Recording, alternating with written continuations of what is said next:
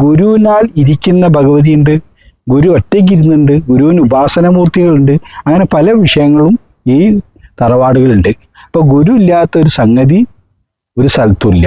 പക്ഷേ ഗുരുകൾ പല ആൾക്കാരാണ്, പല രീതിയിലാണ്.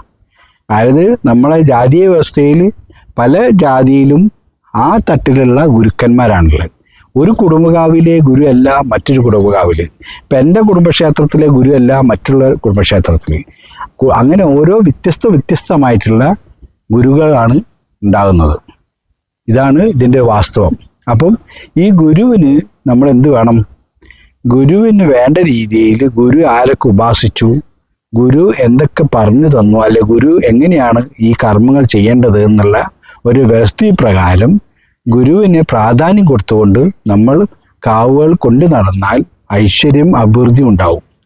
ആ ഗുരുവാണ് അതിൻ്റെ എല്ലാ സംഭവങ്ങളും. ചില ആൾക്കാരുണ്ട്, ഭദ്രകാളി ഇരിക്കുന്ന സ്ഥലത്ത് ഗുരു ഇരിക്കുമ്പോൾ ആ ഗുരുവിനെ വിളക്ക് എത്തിക്കാതെ, ഗുരുവിന് വില വയ്ക്കാതെ ദേവതയ്ക്ക് പോയി, അതായത് ഭദ്രകാളീൻ്റെ അടുത്ത് പോയിട്ട് വിളക്കെത്തിച്ച് പ്രാർത്ഥിക്കും. ഗുരുവിനോട് പറയുകയില്ല. അപ്പം അതിൻ്റെ അർത്ഥം എന്താ വെച്ചാൽ ഈ ദേവി തിരിഞ്ഞു നിൽക്കുന്ന പറയുന്നത്. കാരണം ഈ ഗുരുവിനോട് അനുവാദം ചോദിച്ചെങ്കിൽ മാത്രമേ നമുക്ക് എന്ത് കാര്യം അവിടുന്ന് പാസ്സായി കിട്ടുള്ളൂ. കാരണം ഗുരു ഉപാസിച്ച ദേവതയ്ക്ക് വളരെ പ്രാധാന്യമാണ്. ആ ദേവത നമ്മളെ അനുഗ്രഹിക്കണമെങ്കിൽ ഗുരു ആദ്യം നമ്മളെ അനുഗ്രഹിക്കണം. അപ്പം എല്ലാത്തിൻ്റെയും സാക്ഷാത്കാരം ഗുരു തന്നെയാണ്.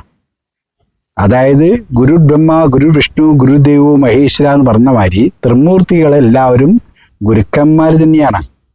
ശിവനും ഗുരുവാണ്, വിഷ്ണുവും ഗുരുവാണ്, ബ്രഹ്മാവും ഗുരുവാണ്. അതാണ് ഗുരു ബ്രഹ്മ, ഗുരു വിഷ്ണു, ഗുരുദേവോ മഹേശ്വര, ഗുരു സാക്ഷാൽ പരബ്രഹ്മം തസ്മൈ ശ്രീ ഗുരുവേ നമഃ എന്ന് പറയാനുള്ളൊരു കാരണം. ഗുരുവാണ് ഈ ലോകത്തിൻ്റെ അടിസ്ഥാനം. അതായത് നമ്മളെ ഇരുട്ടിൽ നിന്ന് വെളിച്ചത്തിലേക്ക് നയിക്കുന്നത് ആരോ അദ്ദേഹമാണ് ഗുരു.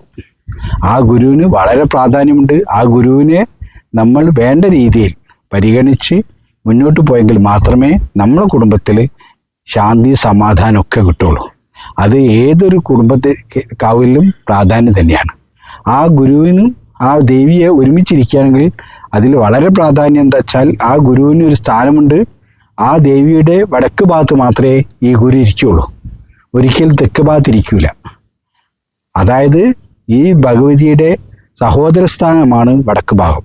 ആ വടക്ക് ഭാഗത്താണ് ഈ ഗുരു ഇരിക്കുന്നത്. അപ്പോൾ ആ ഗുരുവിനെ കണ്ട് നമ്മൾ പ്രാർത്ഥിച്ച് അനുഗ്രഹം വാങ്ങിയിട്ട് വേണം മറ്റുള്ള ദേവതകൾക്കൊക്കെ നമ്മൾ അനുഗ്രഹം വാങ്ങാൻ.